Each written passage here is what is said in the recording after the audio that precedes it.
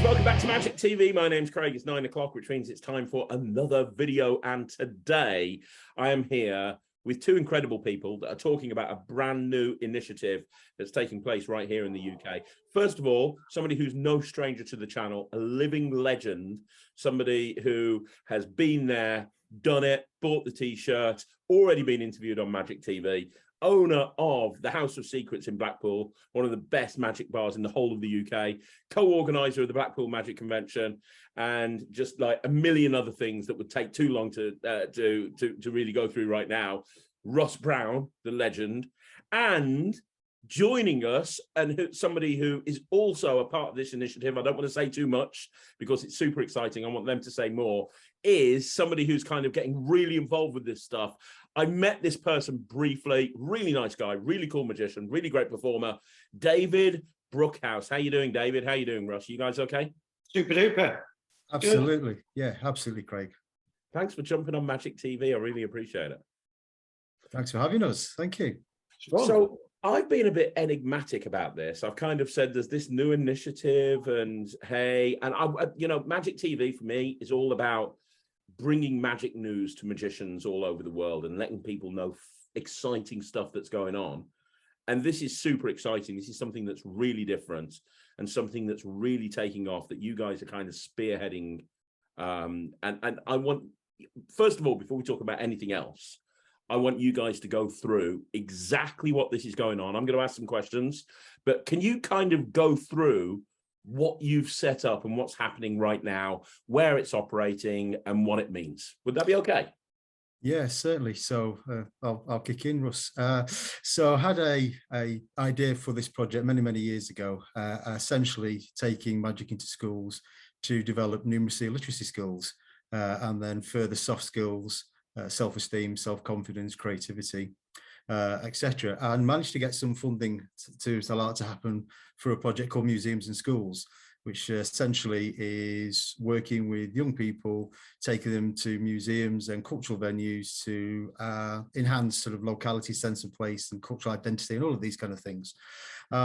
So initially, straight away, I thought of Russ. We're working with 6 schools across Lancashire.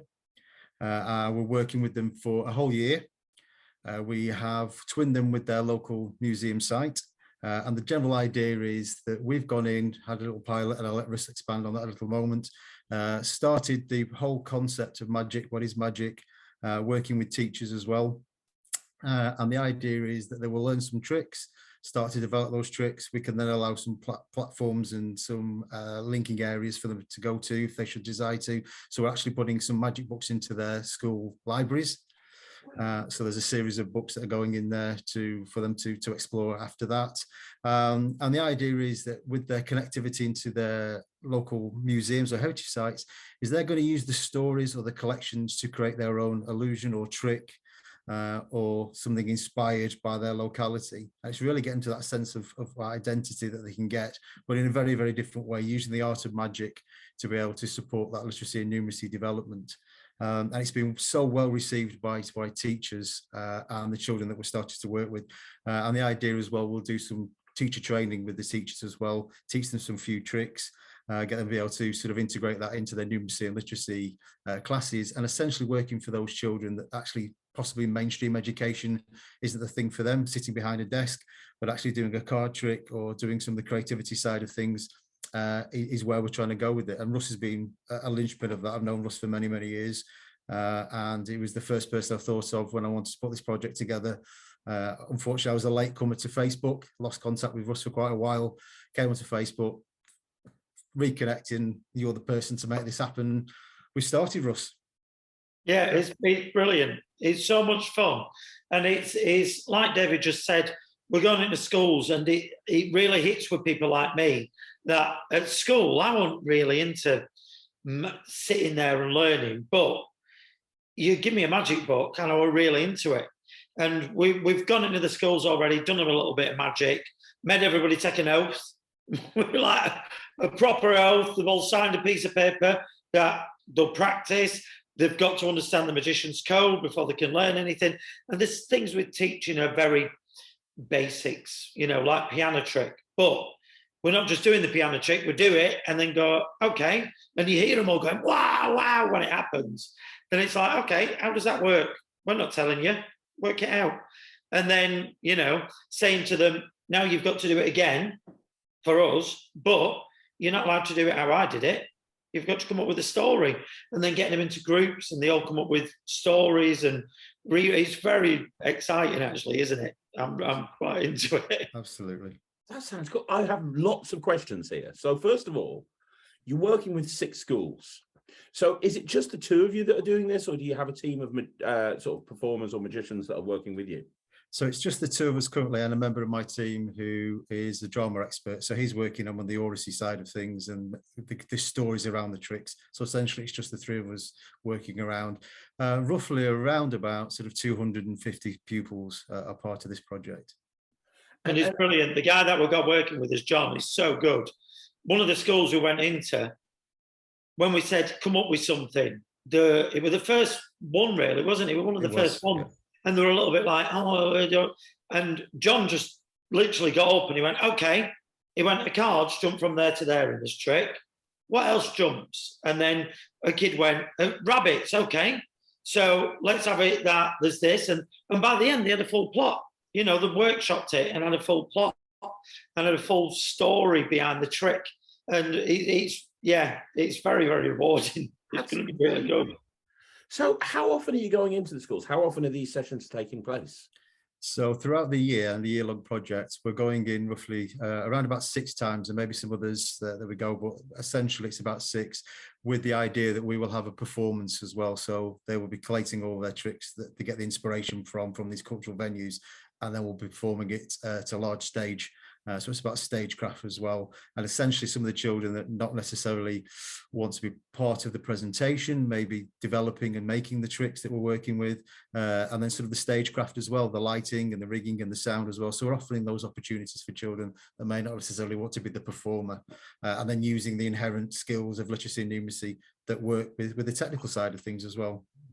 And with putting on the show at the end, we've got some really good ideas, which we're hoping will work, which is we will take them to a local museum, castle, whatever. And then once they've been there, we're going to say, okay, if you go to your library now, there's magic books in that library. Everybody go get them, find the magic book. Now go through it. Now find a trick that could work in that situation. So we're not just giving them it on a plate. We're making them learn it properly how we learned it, not just on YouTube. And, you know, they're learning these things from scratch, they're learning them properly. So it's very, and already as well, we've had ideas like on the stage, they can't do the piano trick on the stage, but if we get 2 groups of kids, and this one of the kids virtually said this idea, if we have 2 groups of kids and we have 2 big washing machine props on stage and we're giving out socks to kids, so you get 2 socks, you get 2 socks, you get 2 socks, you only get 1. And then, you know, the old plot is that one of them disappears from that washing machine and appears over there. He turns a small trick into a massive trick on the stage. And the kids just watching them come up with the ideas is brilliant. I sat there at some of the things and they'll go, well, what about this? And I'm like, well, that's really good, actually. I hadn't thought of it. It's brilliant. That's awesome. So what's the end goal with this? Are you working with 6 schools across Lancashire? Is this something that you eventually want to like roll out UK wide? Is this initiative, because I know that there's going to be people watching this video that want to get involved for 2 reasons. One, it's an incredible opportunity to inspire the youth, you know, into learning something different. We know how amazing magic can be to help inspire confidence and so on and so forth. But 2, you know, I imagine if magicians are getting involved with it at some point down the line, you know, they're probably thinking, wow, I could get extra gigs in the week. I know how magicians think. So what's the goal? What's the goal with this project from your point of view? So I guess there's a couple. Firstly, we're collating all the information. So the teachers are evaluating and making assessments all the way through this. So we can actually track very, very robustly that this has had a huge impact on the students that we're working with. So we want to be able to sort of make that available to the great and the good, Department of Education and various other entities, to say, look, this is the value that magic has for our young people in schools. And it's also, I think, like you said, the softer side of things. It's, you know, creating a whole new generation of young magicians, essentially, that we're trying to do. And also, this is becoming, hopefully, with Russ's support on this, this will become a blueprint that we can offer out to anywhere, really, and say, look, this is how we've done it, this is how we've achieved it, this is the success of it. You know, it can be replicated anywhere. Wow. Yeah, that's definitely an end game. That at the end of this, if it is a successful, I mean, we've only done one session so far, and it's been massively successful. So if that continues throughout the year, it would be a proper end game that at the end we could go to schools throughout the country and we could get magicians throughout the country, and, you know, they just come to me and David and we say, okay, these are the boxes you've got to tick for, you know, magically, without exposing and things like that. These are the boxes we've got to tick education wise, and, you know, make it. And it's, as well, what's been really exciting, there were a couple of the schools where the kids at the start of it sit there going, I can't do it, and I don't understand, I can't do it. And you watch, in just those like 4 hours we were there, you watch the confidence grow. And at the end, they're like really confident because they've managed to pull off that trick. And it's really exciting to watch that. Absolutely inspirational. So you're going in here with literacy and numeracy objectives, but in reality, you're touching on confidence building, you're touching on self-esteem, you're touching on stagecraft, you're touching on performance skills, you're talking about understanding the art of magic and how important it is. I mean, there's a lot of stuff you're hitting here beyond just literacy and numeracy. That's great. Yeah, that's what we wanted to try and achieve. You know, we had that sort of very look at numeracy and literacy, and potentially that's what we wanted to track. But then we knew the softer skills, the softer side of it, even art and creation, so art and design of creating your own tricks and various things that come with it. It's huge. And in terms of curriculum need, it's a real big boost for that in a very, very different way. You know, sort of when I first sort of moved to this, taking magic in, well, what can magic do? We know what magic can do. And then after speaking to the teachers about what we're trying to do, and then the teachers then seeing it in their children manifest, even from that first session, you know, the buy-in we've had is absolutely robust and so resolute from the teachers, and they're learning and they can't wait to learn. And we have a sole day in September where we're teaching teachers some things that they can use in the classroom to support their numeracy and literacy classes. Wow, that's great. That's really cool. And that wow. So the teachers, so you're going in 6 times a year, but you know, if you train the trainer, I suppose, if you teach the teachers, they can extend that. They can, that's smart. That's clever. Yeah. We're doing stuff as well, like we're putting books in the library without telling them and hoping they discover, and stuff like Mark Wilson's, nothing too, you know, crazy, but hopefully we're hoping to go back. And you know, we've hinted, there might be books in your library now, and we're hoping to go back and they go, oh, I can do this. I mean, some of the schools, we've said to the kids, do you know any tricks? And they can do stuff. One of the kids did a trick, and I wasn't even sure how it works. It was some mathematical trick that his granddad had taught him. And at the end, I'm like, oh, yeah, it's very good, I know that one. And I thought, I don't know how you've done that. Well, I think now more than ever, especially in the UK, you know, starting with Izzy Simpson, and then, you know, Aidan McCann, and you know, Jasper Cherry, and all of the kid magicians that are Ryland Petty, Ryland. You know, I think they're inspiring kids. I know I see it, like the amount of times I pick Ryland up from school and they're just running over, and he gets people asking him all the time, oh, can you teach me a trick? Can you teach me a trick? Can you teach me a trick? I think that kids are beginning to realize that this, at least, well, from my point of view, when I was a kid, I was like, I can't be a magician. Everyone that's a magician is on stage, they're an adult, blah, blah, blah. And I think these days kids realize that they can do it just as well as the adults can, because it's been seen on TV over and over again. I'm quite excited about the fact that the way that we're doing it is they're learning the old school way that we learn. They're not just going on YouTube and it's all there for you. They're learning it properly. They're getting a book and they're learning it. So that's like, you know, they don't do that anymore, but that's the best way, I think, still. Yeah, they're being mentored, aren't they? Essentially, that's what we're trying to do with that. It's that mentoring progress that we all went through as kids. And what's the age of the children that are in this program? Because you said there's 250 kids across 6 schools. There's way more than 250 kids across 6 schools, unless we're talking about small village schools. So is there a particular year or key stage that we're targeting here? So we're talking key stage 2. So we're working 7 to 11, essentially. Yeah. That's a good age. So everyone in 7 to 11 in these 6 schools, everyone in key stage 2, they're getting involved in this. Essentially, yes. Yeah. And you know what I like best about what you've told me here? That it's carrying on through the curriculum.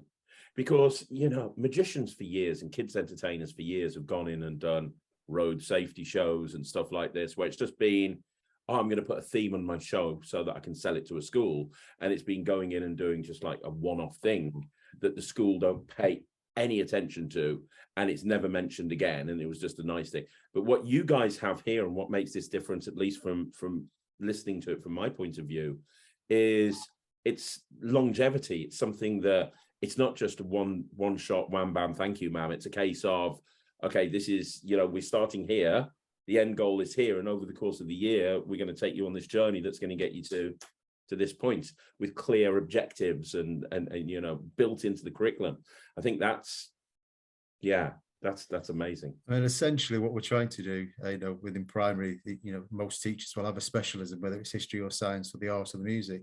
I'd love to have a magic, you know, a teacher that their specialism is magic, and being able to, you know, sort of work with their colleagues about, even if it's just small scale things, of this is something that may be able to support a child in a literacy environment, or this may be able to support a child in a numeracy environment, or actually, especially now coming out of COVID, where we know, you know, those skills of self-confidence and self-esteem are lacking greatly in children, just being able to provide an outlet for them that isn't mainstream, that actually it's come through magic. And I think one of the greatest validations we had, I think it was probably halfway in the week, Russ and I were doing, you know, one child said, "This is cool."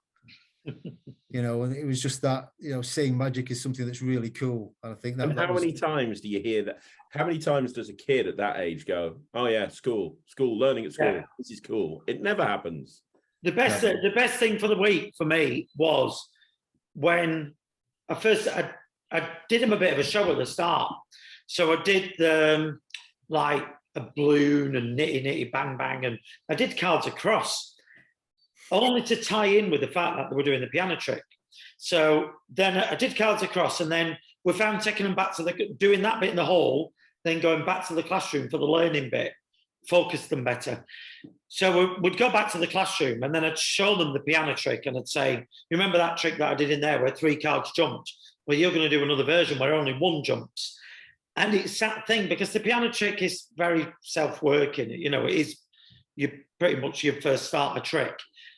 Is that thing of me standing there going, "Okay, get into pairs, put two, now separate them, now everybody clap your hands, now put them back."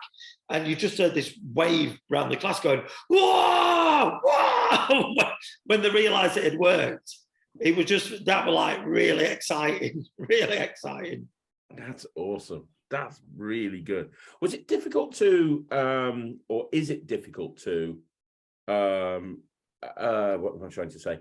To fit the literacy and numeracy criteria into the tricks that you're teaching, or was it not a problem at all? Not a problem at all, really, because, you know, for me, there's so much inherent art within the art of magic that fits that narrative so beautifully.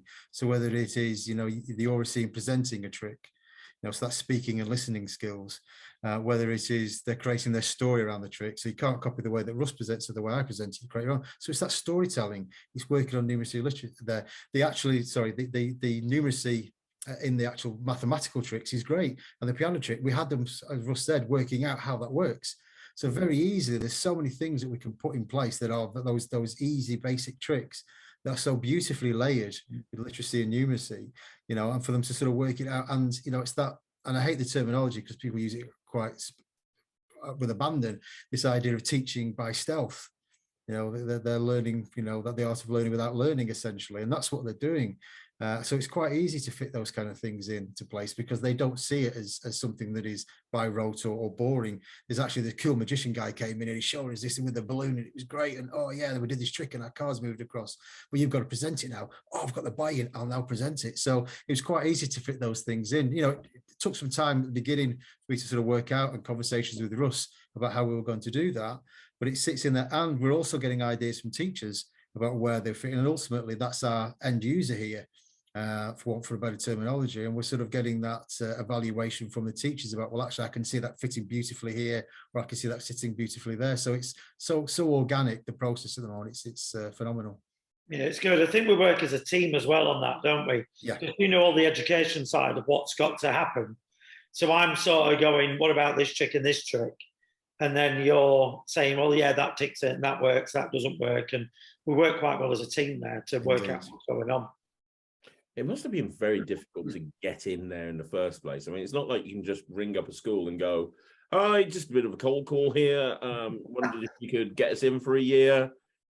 Is that okay?" You know, I mean, talk about jumping. The uptake was better than you thought, though, wasn't it, David? Absolutely, way better. Correct. So my team have a long history with working with schools on projects and core delivery. So we are well known within the schools of Lancashire. So when we approach them with new ideas or projects, they know it's going to be of value and it's going to be a benefit for their pupils. So we had 6 spaces, and I think we had around about 50, 60 schools that applied for one of the positions. So what we asked the schools then to do was to write as a letter of intent. Not that this was just nice to have, but why would this be of benefit to your school, and why it would be benefit to your pupils, and what's the buy-in from your pupils? And they put it to their pupils. So it wasn't a forced thing on their pupils. It was, this is what we're going to do. Yes, I'd love to be involved with that. You know, so we do have a good track record with our schools. They know that we're going to bring them something of value, and the right people like Russ and John. That's amazing.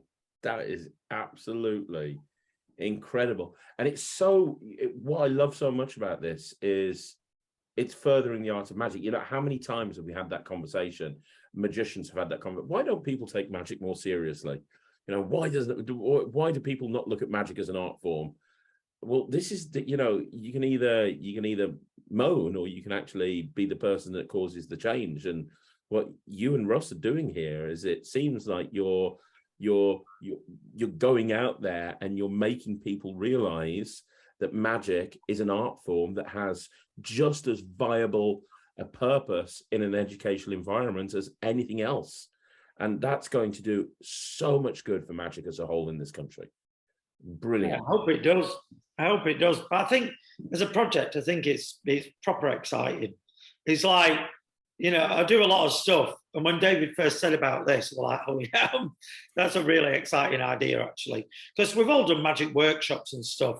But the old thing of making that bigger, rather than just going, there you go, we've learned a trick you can do on your friend. It's now a bigger project. We're teaching them how to present, how to do it properly, how to practice, how to, you know, it's all done properly. So it's very exciting, really. And it was the easiest conversation I had with Russ. I think it was a yes within sort of 3 or 4 minutes. Yeah, well, this is the idea. A nice idea. Well, that's you know what's funny? The thing of my daughter's school, which she's just left, and she was devastated because she loved the school so much. she's going to high school, and she hadn't cried so much since James Bond died. Honestly, she was so upset.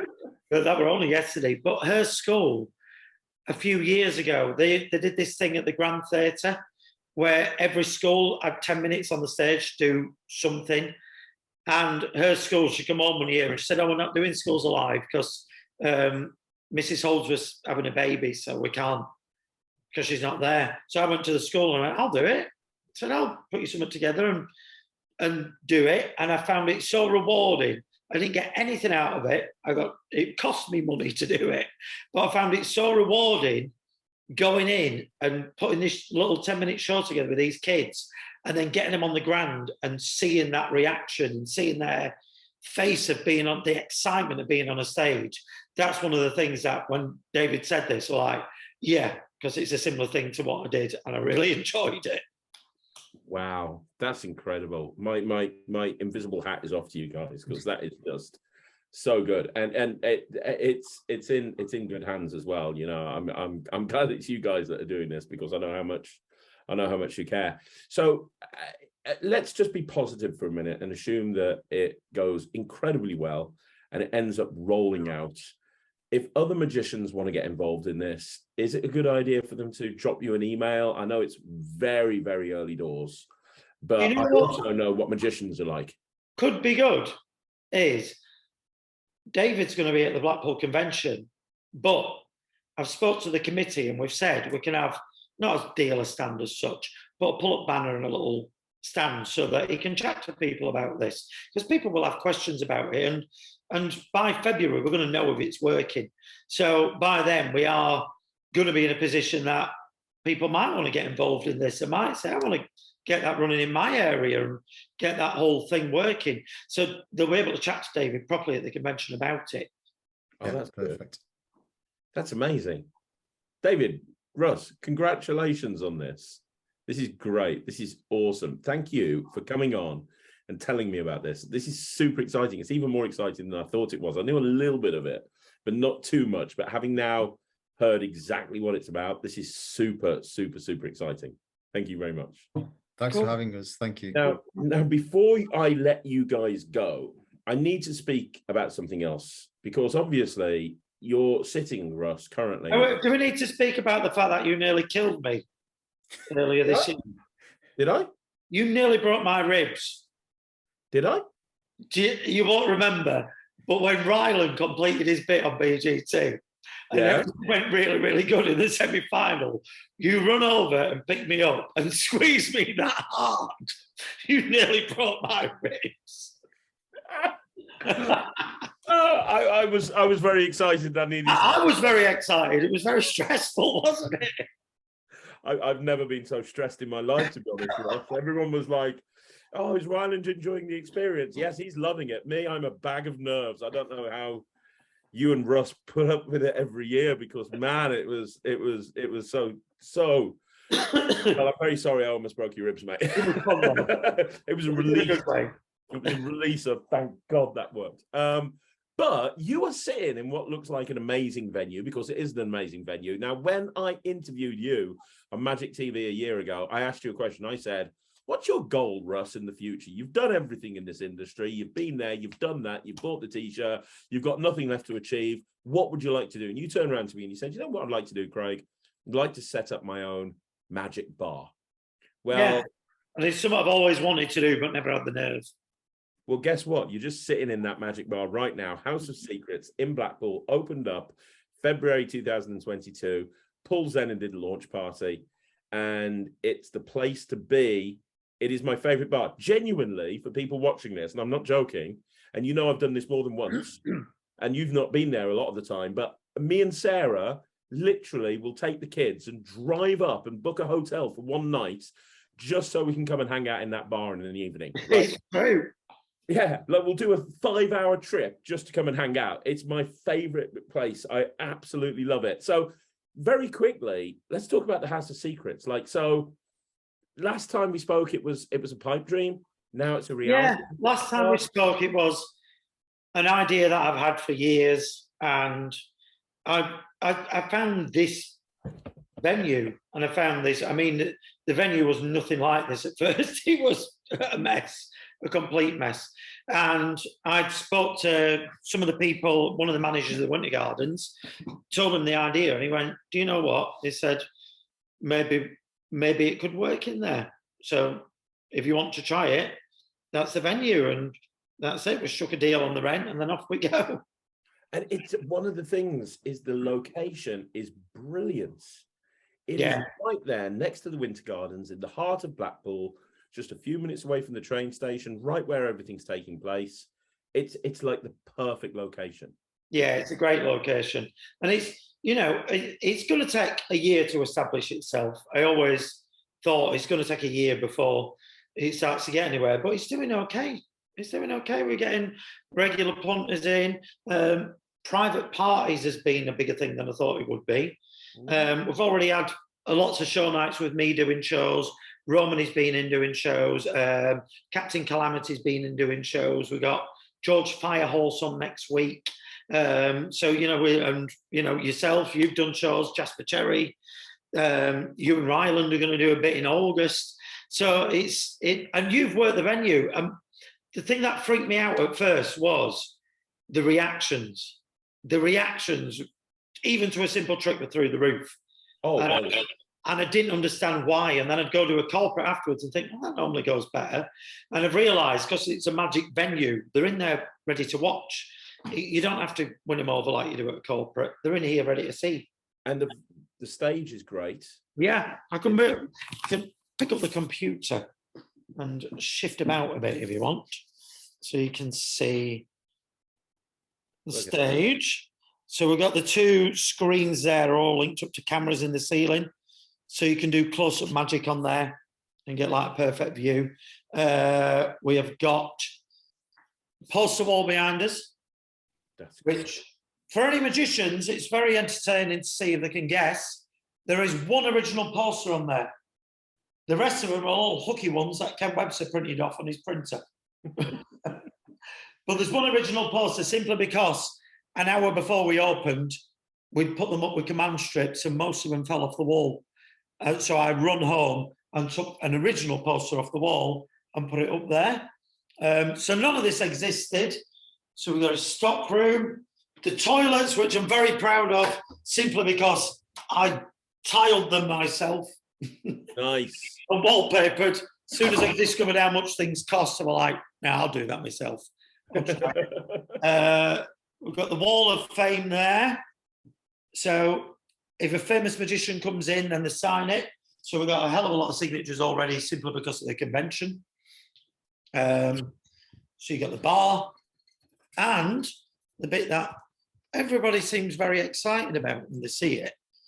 So there's you on the stage, but the little backstage area, which I don't know why. All the magicians, when they see this, they seem to love it. So we got a little big backstage area with everything's running there with the computers and everything, the lighting. So that's all controlled from Media Monkey. Big Darren Brown poster backstage there. That's great. So yeah, you can get an idea. So we've literally set it for, you get fed up with going into venues to do magic and it's not set for magic. But in here, what's cool is whenever anybody comes in and says, I need to do this, I go, yeah, it's already set. I need a camera. Yeah, we've already got a camera. I need this. It's already there. I need QLab. It's already set up. Right, it's all set for anybody to just come in straight away and do it. That's amazing. That is so cool. And you're open 7 days a week, right? You're open 7 days? We are open weekends at the moment, Mm-hmm. simply because I had to tie, once we opened, because I really rushed it to get it open for the convention. I mean, to the point that there is a beer cellar just over there, and the beer cellar, we just opened up the trapdoor of the cellar and we were just brushing stuff down there. We had Graham and Mandy Colvin were in helping me. Rodney from House of Illusion popped in and said, oh, let's have a quick look. And I went, it's not ready. And he went, I'll come in anyway. And then Rodney's literally painting and screwing things for me like a couple of hours before we open. Yeah, so yeah, it was just weekends while we tied it in with all the BGT stuff and all the Sweden stuff, which is still ongoing, and all my other gigs. And then from pretty much next week, we're pretty much going to open all the time. That's brilliant. For the summer season and see how we do. That's amazing. Well, we're going into, obviously Blackpool is crazy busy in the summer.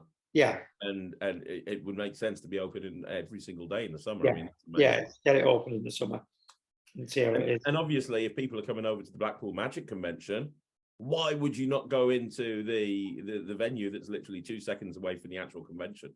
Yeah, and the convention, I mean, we knew we were going to be busy, but it was crazy. I mean, it was crazy. But currently, we have a license because it is a family venue, so the license is till 10:30. So we're probably going to apply for an extension at the convention next time. So, and people are asking about, people are already emailing saying, what's on Wednesday, what's on Thursday? So we might just be on the Wednesdays, Thursdays, just before the convention, putting something on so that if magicians want to see something, before the convention, then there's something in here. So, and the convention before you ask, yes, we're very much on with it. Oh, I know that you're like I say, I said to you at the very beginning, I wouldn't want your job when it comes to BGT. I wouldn't want your job when it came to the convention either, man. I mean, organising something like that must be so stressful. Yeah, it is. It is. But it's good because I'm working with Russ and Guy. I mean, yeah. I've known Guy since I've been 9 years old. I've known Russ since I've been 14. So we've been friends a long, long time. So we're a good little team.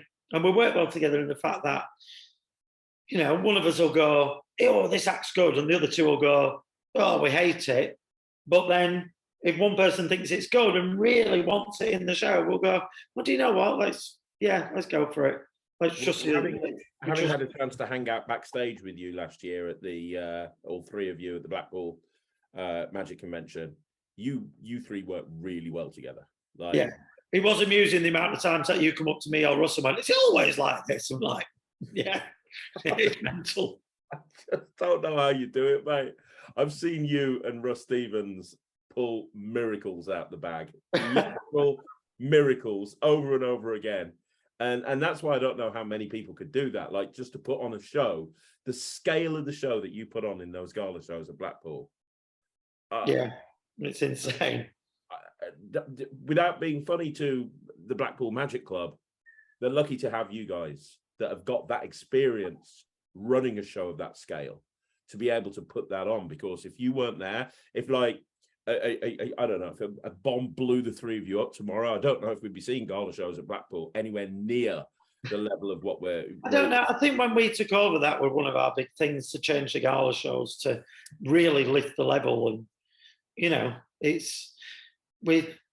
hope you can see, there's one thing that I hope you can see that since we've took over, and that is nearly all of the money that is taken at the convention is invested back into it. It makes very little profit, to be honest. We don't really get much out of it either. It is all about, we invest it all back in and just we want to make it bigger and bigger and bigger. So, you know, that's, hopefully you can see that. Oh, especially with all the production we've added and things like that.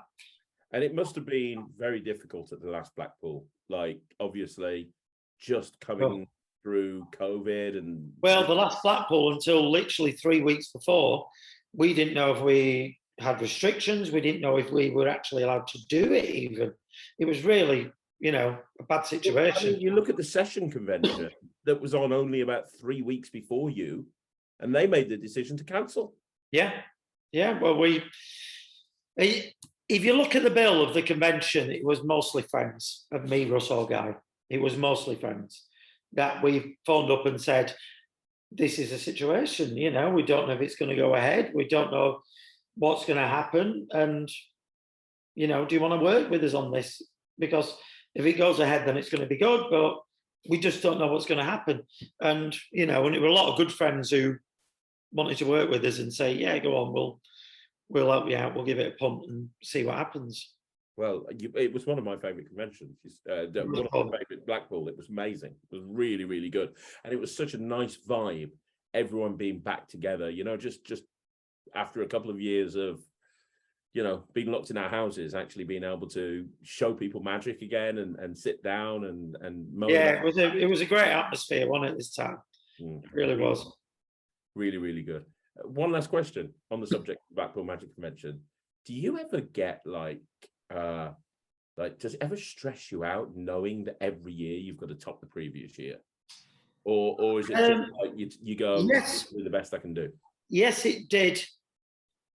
COVID didn't do us a favour, but we were always going to struggle to top the year that we got Matt King, Uri Geller, Lance Burton, Arturo Brichetti. We were always going to struggle to top that. So that was an incredible. I mean, Gay Lundberg, who manages FISM, Gay hit the nail on the head. I remember Gay saying to me, he said, you've booked all these people at once. And I said, it's just how it's fallen, Gay. And he went, do you know what it's like? He said, it's like somebody's give you a box of fireworks and said, there's your fireworks for the year. And you and Russ have gone, yeah, let's just set them all off now. He said that's what I equate it to. Yeah. So we were always going to struggle to beat that year. Now COVID sort of gave us a little bit of a reset button by accident. Although we did have it all planned, you know. Chris Angel was, despite the fact of what rumours were of Chris Angel's just a video call, no, Chris Angel was coming over. Chris Angel was going to be in Blackpool. You know, he was going to do a real, proper, good mega talk about literally becoming a mega star of magic. And, you know, we had a hell of a lot planned, but, you know, COVID put pay to that. So we did have things in place to take it up and up and up and up. But COVID sort of has made it so that it's reset that people are, you know, not judging it against the year before at the moment. And, you know, the last year that's just gone, you might not have had the star power that you had the previous convention, but man, everything was so top. Yeah, but we had some really, you know, it was still with some really, really good names that, you know, were, you know, just work with us on it. People like Paul Zerdin, for instance, and Paul Zenon, both of them, both Pauls. Paul Zerdin, we went for a coffee with in Blackpool, and we just said, we'd like you to do the convention, but we don't even know if it's going to go ahead. We might not know until 2 weeks before. Paul just sat there and went, whatever you need, I'll work with you. Same with Paul Zenon. I phoned up Paul and said, look, this is the situation, you know. It could, 2 weeks before, we could just phone you up and go, Paul, it's not happening. And he just sat there and went, well, I'll work with you. Christian Fowler were the same. You know, they were all people that were just excellent to work with, really. It was amazing. I'll tell you who smashed it. And you mentioned him earlier, but I have to give him a shout out as well. Rodney Piper. Rodney were brilliant. As a compare, he's one of the best excellent. Yeah, I've ever seen at Blackpool ever. I went to Russ and Guy, and they said, "What about compares?" And I said, "I think we should ask Rodney." And they both went, "I've never seen Rodney work." And I went, "He'll be great." I said, "Not only is he a great worker," I said, "he's got that thing that you need, and that is that passion." I said his passion for magic will just show through so much, and it really did. And Rodney pulled a blinder. Rodney was excellent. And again, he was somebody that I phoned up, whatever you need. That's it. Whatever you want, I'll work with you. And I was like, I don't know if we're going to have this and that. Yep, I'll just work with you. And he did the thing that some compares do. If someone asks me about comparing, I always tell them to do this. Noel Britton does it. John Archer does it. Anyone that you see who's the best compares all do it. And that is Rodney sat in tech hall all day. All day. He just sat there all day, watched the acts, understood what the acts were about, understood what they were doing, so that by the time it got on, everybody felt like they knew Rodney. And yeah, he's excellent. He did a great job. That's great. True pro. Well, whatever you've got planned for Blackpool 2023, I know it's going to be brilliant. I know it's going to be brilliant. Yeah, we've got some great stuff planned. And also, I mean, so much exciting stuff going on. You're going over to Sweden, you're doing all that. We talked about that in the last interview. You got the House of Secrets that is really taking off. And you and David have got this whole thing that are going on as well. Man, you're busier than me. I thought I was busy, but I ain't got nothing on you guys. I know. Me and my wife keep saying maybe I should ramp it back a bit now. Now I've got the bar, just ramp it down a bit. And that's the thing. And then like an hour later, Russell phone and go, "Can you do this?" And I'll go, "Yeah." And then I'll put the phone down and Debbie's like, "Why do you say yeah?" I'm like, "Yeah, I want to do it." It's like, say yes and then figure out the logistics later on, right? Yeah. Romany did a talk last week. And I said afterwards, I said, "You're so like me in the fact that you just go, yeah." And then afterwards go, "Oh God, what have I agreed to? What have I said yes to?" And then just worry about it and make it happen. Exactly. Man, well, I hope you don't change, because everything that you're doing is super exciting. It's super exciting. And like I say, I love coming up and hanging out at the House of Secrets. So congratulations. Yeah, it's great. It's great getting here. So tell them the dates that you're here. I'm going to be there with Ryland from the 9th to the 16th, I believe it is. Accommodation is booked. For anyone who voted for Brexit, I have got to go to Sweden just to give a truck driver a piece of paper. Nice. Yes, because it's got Carney on all the props now. I have to sign a piece of paper to say that I've got these props into the country, and I have to physically put the props back on the van and sign them out of the country. So if you voted for Brexit, well done. Good job to everybody there. Yeah, yes, fantastic, right? But hey, Russ's pain of having to go to Sweden means I get to hang out in his bar. So, you know, yes. So yeah, me and Ryland, Close Up Magic and a show, 9th to 16th of August. We are super excited. And we're going to be doing a load of really fun stuff there. We'll be talking about it on Magic TV more in the next couple of weeks. And I'm sure Ryland will be putting it all in his socials. Thanks for the opportunity, Russ. I really appreciate it. Coolio. It's all good. Hey, thank you. And you know what, David, it's been great chatting to you as well. Hopefully we'll get to hang out in Blackpool when I'm up there with Ryland. Congratulations on making this happen, because it sounds incredible. And I don't know many people that could have pulled this off.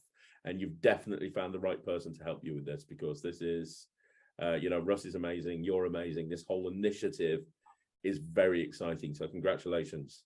Yeah, thank you. And thank you for your time as well. Thank you for just getting it out there. Appreciate it. You're more than welcome. So guys, I'm going to drop some links in the description down below. I'll drop a link to their socials. I'll drop a link to the website for the House of Secrets, where you can get all the information and bookings and so on and so forth. But yeah, come and hang out with me from the 9th to the 16th. And guys, continue the good work. Everyone else, leave a comment down below. Let Russ and David know what you think about what they're doing. Let Russ know what you think should be at the Blackpool Magic Convention next year. Let everybody know about everything, and I will see you again. But guys, thank you so much one more time. Brill, great to see you. Thanks for asking us. Thank you. Take care, everyone. I'll see you soon. Bye. Bye-bye. Bye-bye.